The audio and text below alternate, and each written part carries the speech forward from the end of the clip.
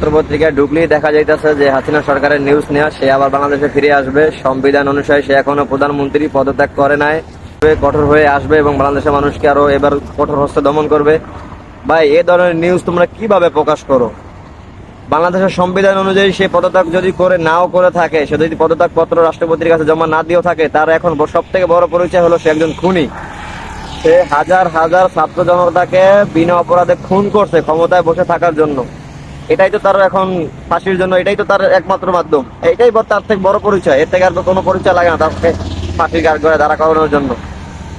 সে একজন খুনি। একজন মানুষ যদি একজন মানুষকে খুন করে তাহলেই তো তার ফাঁসি হয়, আর সে তো হাজার হাজার মানুষকে খুন করছে বিনা অপরাধে, তাই না? তো এখানে তাকে তোমরা কিভাবে ভাবো যে সে আবার আইসা ক্ষমতার চেয়ার দখল করবে? এটা কিভাবে সম্ভব? এটা তো চাইলেও জীবনে সম্ভব না, আর চাইলেও তো সে কখনো এসে ক্ষমতা দখল করতে পারবে না বিচার কার্য ছাড়া। সে বাংলাদেশে আসলেই তো তাকে বিচারের কাঠগড়ায় আগে দাঁড়া করানো হবে। হাজার হাজার ছাত্র জনতার গণ অভ্যুত্থানের মুখে সে বাংলাদেশ ছাইরা ভারতে পালায় গেছে। সে যদি অন্যায় না করতো তাহলে তো তার পালানোর কোনো প্রশ্ন আসে না, তাই না? সে যদি ভালো প্রধানমন্ত্রী বা ভালো প্রাইম মিনিস্টার হইতো তাহলে তো তার পালানোর কোনো প্রশ্ন আসতো। সে বাংলাদেশের ক্ষমতা ছাড়া বাংলাদেশে থাকতে পারতো।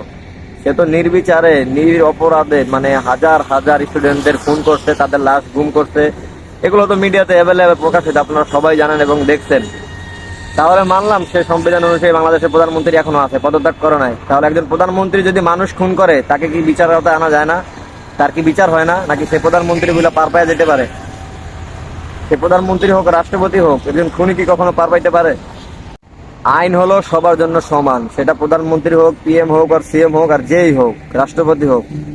যে অপরাধী তাকে আমাদের আওতায় আনা হবে, এটাই হলো নিয়ম। এটা আমাদের বাংলাদেশ না, এটা সারা বিশ্বের নিয়ম।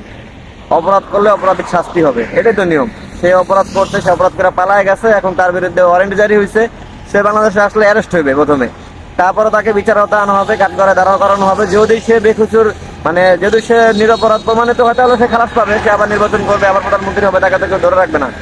আর জনগণ যদি তাকে ভোট দেয় অবশ্যই সে আবার প্রধানমন্ত্রী হবে, ঠিক না? আগে সে আসুক, বাংলাদেশে আসুক, মানুষের যে সে গণ অধিকার গুলো কাইরা নেছে এবং মানুষকে যে হাজার হাজার মানুষকে যে খুন করছে সেটার বিচার আগে হোক। তারপরে দেখা যাক যে সংবিধান অনুসারে সে বাংলাদেশের প্রধানমন্ত্রী থাকে নাকি থাকে না। সেই পর্যন্ত আপনারা অপেক্ষা করুন এবং দেখুন যে কি হয় দেশে। এর আগে উল্টাপাল্টা কথা বলে মানুষকে বিব্রত করেন না যে সে আর বাংলাদেশে ফিরে আসবে, আরো কঠোর হবে, হ্যান করবে ত্যান করবে। এগুলো কল্পনা ভাই, এগুলো কল্পনা ছাড়া কিছু না। আর যদিও এরকম কিছু হয় তাহলে বুঝবো যে বাংলাদেশের আইন প্রশাসন মানে বিশেষ আদালত বা ট্রাইব্যুনাল যা কিছু আছে সম্পূর্ণরূপে ধ্বংস হয়ে গেছে। ঠিক আছে, এগুলোই ভাবতে হবে।